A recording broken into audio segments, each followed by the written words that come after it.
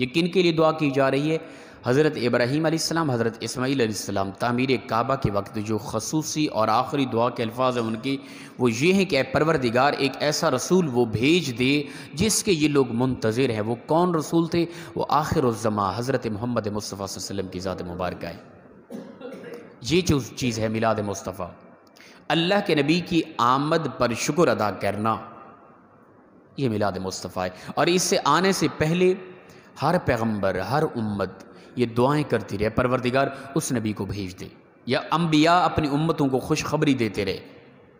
آپ پچھلی کتابیں اٹھا کے دیکھیں، میرے پاس انجیل مقدس پڑھی ہے، اس کا مکمل مطالعہ ہے ہمارا الحمدللہ، اس پہ باقاعدہ انجیل مقدس پہ نشان لگے ہوئے ہیں۔ یہ عیسائیت کو بھی چیلنج ہے، بلکہ چند ایک عیسائیوں کے ساتھ ہماری ایک دو پادریوں کے ساتھ بھی بات ہوئی ہے اس معاملے میں۔ ہم نے کہا کہ آپ جو موجودہ انجیل ہے ہم اس کو تسلیم اگرچہ نہیں کرتے، تعریف ہو چکی ہے، بدل چکی ہے یہ، لیکن پھر بھی تم لوگ اس کو اتنا نہیں بدل سکے کہ اس کے اندر رسول اللہ صلی اللہ علیہ وسلم کی آمد اور بشارت ساری نکال سکو۔ ہمارے پاس موجود ہیں، اٹھا کے دیکھیں۔ حضرت عیسیٰ علیہ السلام بار بار کہتے رہے، انجیل مقدس کے ہر باب کے اندر ہر ایک دوسری آیت کے بعد رسول اللہ صلی اللہ علیہ وسلم کا تذکرہ موجود ہے، اور اللہ کے نبی کی آمد کی خوشخبری حضرت عیسیٰ علیہ السلام سناتے رہے۔ یہ عیسائیت کو جواب ہے، لیکن ہمارا قرآن پاک خود 28 پارہ اٹھا کے دیکھیں۔ حضرت عیسیٰ علیہ السلام نے رات کا ایک وقت تھا، پورے مجمع کو، بنی اسرائیل کو جمع کیا، جمع کرنے کے بعد نوافل ادا کیے، پھر لوگوں کو، یہ تفاسیر میں ہے، قرآن پاک کے اندر واضح طور پہ الفاظ آ رہے ہیں، وَإِذْ قَالَ مُوسَىٰ لِقَوْمِهِ وَإِذْ قَالَ عِيسَىٰ ابْنُ مَرْيَمَ، اور جب کہا عیسیٰ ابن مریم نے اپنی قوم کو کہ اے میری قوم بنی اسرائیل، میں تمہیں خوشخبری دینے والا ہوں ایک ایسے رسول کی جو میرے بعد آئے گا، اسمہ احمد، جس کا نام احمد ہوگا، اس کی خوشخبری دیتا ہوں، ٹھیک ہے نا؟ تم خوشی مناؤ اس آنے والے، میرے بعد آنے والے پیغمبر کی تم خوشی مناؤ۔ یہ سینکڑوں سال پہلے بنی اسرائیل کی قوم کا بہت بڑا اجتماع ہوا، اور سننے والی، سماعت کرنے والی پوری بنی اسرائیل کی قوم تھی، خطاب کرنے والے اللہ کے پیغمبر حضرت عیسیٰ علیہ السلام تھے۔ یہ آمد مصطفیٰ کا تذکرہ نہیں ہو رہا تو اور کیا ہے؟ قرآن پاک کے اندر واضح یہ چیز۔ میلاد مصطفیٰ، محفل میلاد مصطفیٰ کا مطلب یہی ہے کہ اللہ کے نبی کی سیرت و صورت، آمد مصطفیٰ کا تذکرہ، اور اس عظیم نعمت پر اللہ کو شکر ادا کرنا۔ اور یہی حضرت ابراہیم علیہ السلام اور حضرت اسماعیل علیہ السلام دعا کر رہے ہیں، پروردگار اب اس پیغمبر کو بھیج دے جس نے آ کے ان لوگوں کو تیری آیتیں سنانی ہیں، جس نے تیرا کلام قرآن پاک سکھانا ہے، جس نے ان لوگوں کو پاک کرنا ہے، اس کو بھیج دے۔ تو پہلے وہ پیغمبر، پہلی وہ امتیں یہ تذکرہ کرتی رہی، وہ بار بار دعائیں کرتی رہی، وہ آنے والے کی خوشخبریاں سناتی رہی اور آنے والے وقت کی خوشیاں مناتی رہی۔ جب وہ پیغمبر آ گیا تو ہم پچھلی امت، ان کو کیا حصہ ملا؟ بنی اسرائیل کو، جو پہلے لوگ گزر چکے ہیں، ان کو رسول اللہ صلی اللہ علیہ وسلم کی آمد پر کیا ملا؟ کچھ بھی نہیں۔ ہمیں کیا نہیں ملا؟ جنہیں کچھ نہ ملا منتظر تھے، وہ تو خوشیاں مناتے رہے، وہ تو محفلیں کرتے رہے۔ قرآن کی نص سے ثابت ہے یہ چیز۔ اور اللہ کے پیغمبر اس اجتماع کے اندر، ان اجتماعوں میں خطابات کرتے رہے اور خوشخبریاں دیتے رہے، اے میری امت کے لوگوں، میرے بعد ایک ایسا پیغمبر آنے والا ہے، اس کی خوشخبری دیتا ہوں تمہیں۔ انہیں کچھ نہ ملا، وہ لوگ کرتے رہے۔ ہمیں کچھ کیا نہ ملا بتائیں؟ سب کچھ ملا آمد مصطفیٰ کی وجہ سے۔ اللہ کے نبی صلی اللہ علیہ وسلم آئے، ہمیں کلمہ ملا، دین کا راہ ملا، جہنم سے بچے، جنت کے راستے پہ چلے، محبت پیار ملا، جینے کا طریقہ سلیقہ ملا، ماں باپ کا ادب و احترام ملا، مکمل حقوق ملے، کفر سے چھٹکارا، اور اسلام کا عظیم ایک نور ملا ہمیں۔ تو ان کی بنسبت ہم لوگ کروڑ گنا زیادہ اس چیز کے مستحق ہیں کہ ہم آمد مصطفیٰ کی خوشی میں اللہ کا شکر ادا کریں اور خوشیاں کریں۔ اور خوشی کا طریقہ جو ہے نا، وہ ایک اصول ہونا چاہیے۔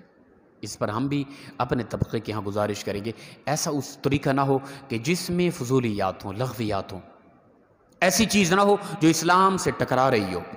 اگر ایسی ہے تو ایسی خوشخبری اسلام، ایسی خوشی منانے کی اسلام بالکل تردید کرتا ہے، اور ہم ایسے لوگوں کی تردید کرتے ہیں۔ ہم نہیں مانتے، ہم کہتے ہیں کہ رسول اللہ صلی اللہ علیہ وسلم کی ولادت کے موقع پر اللہ کا شکر ادا کرو، نوافل پڑھو، خوبصورت محفل کرو، گھروں میں اپنے بچوں کو سیرت و صورت مصطفیٰ کے تذکرے سناؤ، اللہ کے نبی کا بچپنا سناؤ، رسول اللہ صلی اللہ علیہ وسلم کی آمد پر جو معاملات اور معجزات وقوع میں ہیں وہ بتائیں۔ اللہ کے نبی صلی اللہ علیہ وسلم کا حسن اخلاق بتاؤ، اللہ کے نبی صلی اللہ علیہ وسلم کا بچوں کے ساتھ پیار کرنا بتاؤ، رسول اللہ صلی اللہ علیہ وسلم کا حسن جمال بتاؤ، اللہ کے نبی صلی اللہ علیہ وسلم کا اپنے ماں باپ سے پیار بتاؤ، اللہ کے نبی صلی اللہ علیہ وسلم کا اپنے صحابہ سے پیار بتاؤ، اللہ کے نبی صلی اللہ علیہ وسلم کا اپنے قریبی ہمسایوں کے ساتھ تعلق والوں کے ساتھ جو طریقہ انداز تھا رہنے سہنے کا وہ بتاؤ۔ اسے کہتے ہیں میلاد مصطفیٰ۔ اور ان خاص ایام میں، ان خاص موقعوں میں روزہ رکھو، یہ ہے میلاد مصطفیٰ۔ ان مواقع کے اندر صلاۃ و تسبیح پڑھو، نوافل ادا کرو، صدقہ و خیرات کرو، اللہ کے گڑ گڑا کے دعا مانگو، پروردگار تو نے ہمیں اپنا محبوب عطا کیا، ٹھیک ہے نا۔ اللہ فرماتا ہے لقد من اللہ علی المؤمنین اذ بعث فیہم رسولا، ہم نے مومنوں پر بہت بڑا احسان کیا کہ ان میں اپنا رسول بھیج دیا۔ اللہ کا اس قدر اچھا، اللہ تعالیٰ احسان کرنے حکم شریعت کا یہ ہے، کسی پر احسان کرو نا، وہ احسان جتلاؤ نہیں، کسی کو کچھ دیا پھر بار بار کہتے رہو کہ ہم نے تمہیں یہ دیا تھا، ہم نے تمہیں یہ دیا تھا۔ شریعت اسے حرام کہتی ہے، گناہ کبیرہ ہے۔ جو دیا اس کا جو اجر تھا، ثواب تھا، وہ مٹ جائے گا، گناہ میں بدل جائے گا اگر تم احسان کر کے جتلاؤ گے تو۔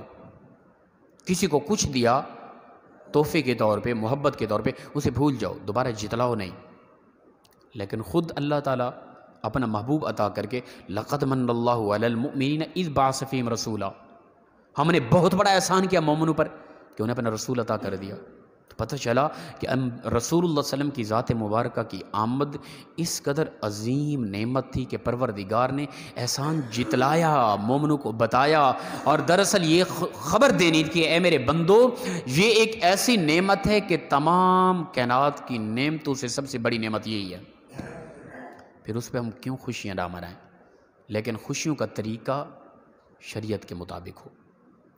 کوئی کہے کہ نہیں غلط ہے، معذرت کے ساتھ میں ایک سمجھانے کے لیے بات کر رہا ہوں، کوئی کہے کہ غلط ہے، یہ بدعت ہے۔ بدعت کا مطلب ہوتا ہے کہ دین میں نئی چیز، کوئی کہے کہ دکھاؤ رسول اللہ صلی اللہ علیہ وسلم نے یہ طریقہ اپنایا ہو، ابو بکر، عمر، عثمان، علی رضی اللہ تعالیٰ عنہم اجمعین، انہوں نے اپنی خلافت کے دور میں یہ کیا ہو، دکھاؤ ہمیں، اگر نہیں کیا تو لہذا بدعت ہے۔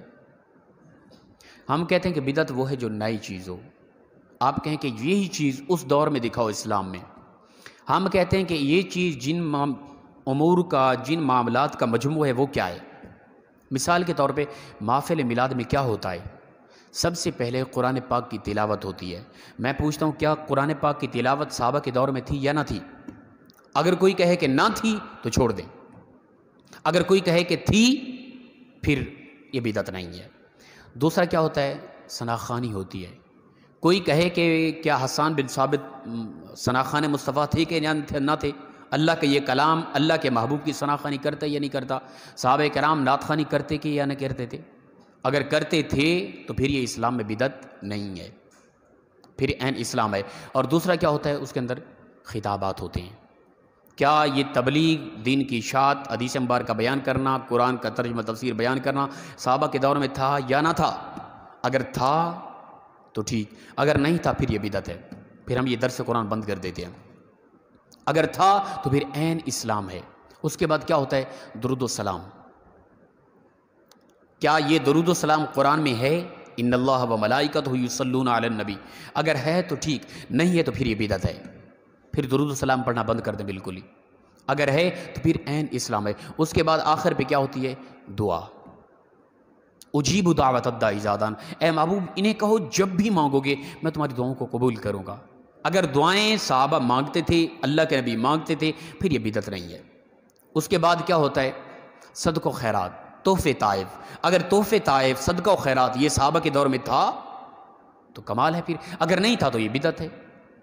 محفل میلاد کو اگر ہم بدعت کہتے ہیں تو یہ طریقہ، یہ چیزیں جو کی جا رہی ہیں اس کے اندر، اگر یہ صحابہ کے دور میں تھی تو ٹھیک۔ کوئی کہے کہ دکھاؤ یہ طریقہ تھا یا نہ تھا، کہتے ہیں یہ محفل میلاد صحابہ نے تو نہیں کیا۔ بھئی محفل میلاد کا مجموعہ دیکھو ان کے اندر کیا ہو رہا ہے، اگر یہ ہے عین اسلام پھر یہ ٹھیک ہے، اگر یہ چیزیں نہ تھی بالکل تو پھر یہ غلط۔ کیا ہم اس کو بدعت کیوں کہہ رہے ہیں؟ اس بنا پہ کیا اس میں قرآن کی تلاوت ہو رہی ہے اس لیے، یا نعت خوانی ہو رہی ہے اس لیے، یا تقریریں ہو رہی ہیں اس لیے، یا دعائیں مغفرت ہو رہی ہے اس لیے، یا اس کے اندر اللہ کا شکر ادا کیا جا رہا ہے، اس لیے اس کو کس بنا پہ اس کو بدعت کہہ رہے ہیں؟ ہاں یہ ایک الگ چیز ہے. کوئی کہے کہ تلاوت بھی عین اسلام ہے، نعت خوانی بھی عین اسلام ہے، تقریر خطاب بھی عین اسلام ہے، درود پاک بھی عین اسلام ہے، دعا بھی عین اسلام ہے، صدقہ و خیرات تحفے تحائف بھی عین اسلام ہے. پر یہ طریقہ، اس طرح کا اجتماع اس ماحول میں صدقہ و خیرات، یہ طریقہ صحابہ میں نہ تھا. ہاں اسے نیا طریقہ کہیں، بدعت نہ کہیں. اسلام کی اشاعت کا نیا طریقہ کہیں، پر نئے طریقے کے متعلق اللہ کے نبی صلی اللہ علیہ وسلم فرماتے ہیں کہ من سن فی الاسلام سنتا حسنتا فلہ اجرھا. مسلم کی روایت ہے اور کئی کتابوں کے اندر یہ روایت موجود ہے. اللہ کے نبی صلی اللہ علیہ وسلم فرماتے ہیں دین کی اشاعت کے حوالے سے جس بندے نے کوئی ایسا نیا طریقہ شروع کیا کہ پہلے وہ نہ تھا، صحابہ میں، تابعین میں، رسول اللہ صلی اللہ علیہ وسلم کے دور میں، بعد میں ائمہ اربعہ میں وہ طریقہ نہ تھا، بعد میں اس نے ایک ایسا طریقہ رائج کیا، طریقہ بدعت نئی چیز نہ تھی، طریقہ نیا ایجاد کیا جس میں اسلام کی اشاعت ہو رہی تھی، فرمایا فلہ اجرھا، ایسے بندے کو اللہ تعالیٰ ڈبل اجر عطا فرمائے گا. اب اگر محفل میلاد میں اسلام کی اشاعت ہو رہی ہے تو کرنے دیں، اچھی بات ہے.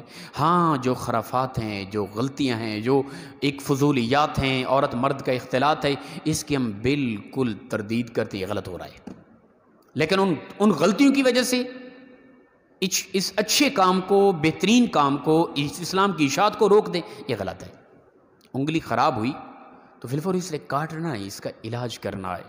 محفل میلاد میں اگر محفل میلاد پر اس طرح کے پروگراموں میں کوئی خرافات پیدا ہو گئے، ان کو ہم نے روکنا ہے، نہ کہ محفل میلاد جس سے اسلام کی اشاعت ہو رہی ہے اسے ہی بند کر دیں. ایسا نہیں ہے. تو لہٰذا ہر بندہ، ہر مکتب فکر کے لوگ، عوامی طبقہ گھروں کے اندر خوبصورت انداز میں صلاۃ السلام پڑھیں، اس موقع کے اندر رسول اللہ صلی اللہ علیہ وسلم کی سیرت و صورت بتائیں، خود ذاتی محفل کریں. ہم کہتے ہیں کہ جس طبقے کا آدمی جتنی حد تک، جس انداز میں کر سکتا ہے، جتنا زیادہ خرچہ کر سکتے ہیں وہ کرے، تحفے تحائف دیں، محفل کریں. ہمیں بلائیں، ہم گھر کے مولوی فی سبیل اللہ جب کام چلتا ہے، میں کہتا ہوں غریب، بلکہ کل کچھ ساتھیوں کو میں ملا بھی ہوں، کچھ ساتھی کہہ بھی رہے تھے بھی ہمارے ساتھ بس اتنا نہیں ہے، محفل کس طرح کریں. میں کہتا ہوں کہ جو بندہ بھی کریں، بلکہ ہر بندہ کرے، آپ میں سے تو کوئی بھی ایسا نہ ہو جو محفل نہ کرے. آپ میں سے کوئی بالکل معاشی حوالے سے بالکل لو ہے نا، اس کا 1 روپیہ بھی خرچ نہیں ہوگا، ہم سے رابطہ کریں. آپ کی خوبصورت انداز میں محفل ہو جائے گی، اور اس میں اوٹ پٹانگیاں نہیں ہوگی، غیر سنجیدگی نہیں ہوگی.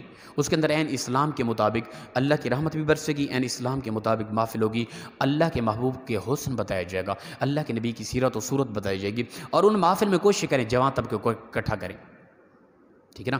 جو وہ طبقہ خاص طور پہ جو مساجد میں نہیں آتا، جو درس نہیں سنتا، جو دین کی بات نہیں سنتا، ان کو جمع کریں، ان تک ہم دین کی باتیں پہنچائیں گے تاکہ ان کے دلوں کے اندر نور ایمان پیدا ہو.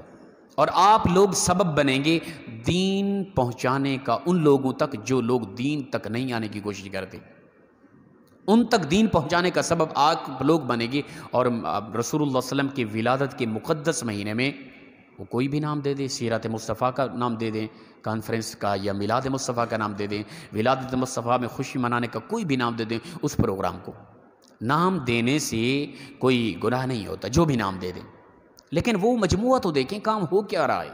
اس کو ہم کوئی کہے کہ نہیں محفل میلاد کرنا بدعت ہے اور ہر بدعت جہنمی ہے، میں کہتا ہوں جو بیچارہ جس نے خرچہ کیا، پروگرام کیا، محفل کی، اس کے اندر قرآن کی تلاوت ہوئی، نعت خوانی ہوئی، خطابات ہوئے، دین بتایا گیا، اللہ کے نبی کی حدیث مبارکہ بیان کی گئی، درود السلام، پھر دعائے مغفرت، خوشی میں بعض اوقات لوگ رو بھی رہے ہیں، اللہ کے توبہ استغفار بھی کر رہے ہیں، اور اللہ کے نبی کی آمد کی خوشی بھی کر رہے ہیں، تحفے تحائف دے رہے ہیں. یہ ٹوٹل اعمال جہنم میں لے کر جانے والے. میں پوچھتا ہوں ان ساتھیوں سے، نہ کریں ایسا. اسلام اس طرح نہیں ہے. میں یہ اللہ کی عزت کی قسم احساس کے طور پہ یہ بات کر رہا ہوں، میں کسی سے اختلاف نہیں کرتا. ہاں کوئی اسے بھی بدعت کہے، اسے بھی غلط، دوسرے جو غلط کر رہے ہیں نا، اس طرح کا پروگرام یعنی میلاد مصطفیٰ کا نام دے کر عجیب فنکشن کریں، ہم ان کی تردید کر رہے ہیں آپ لوگوں کے سامنے. اگر آپ کہیں کہ نہیں یہ بھی غلط ہے تو پھر ہم آپ کے سامنے معذرت ہی کر سکتے ہیں، پھر خدا ہی حافظ ہے آپ لوگوں کو، اللہ کی ذات ہی ڈائریکٹلی آ کے آپ لوگوں کو سمجھائے تو سمجھ آئے گی، وغیرہ سمجھ آنے والی نہیں ہے. اللہ پاک ہم سب کو عمل کی توفیق عطا فرمائے. وآخر دعوانا ان الحمد للہ رب العالمین.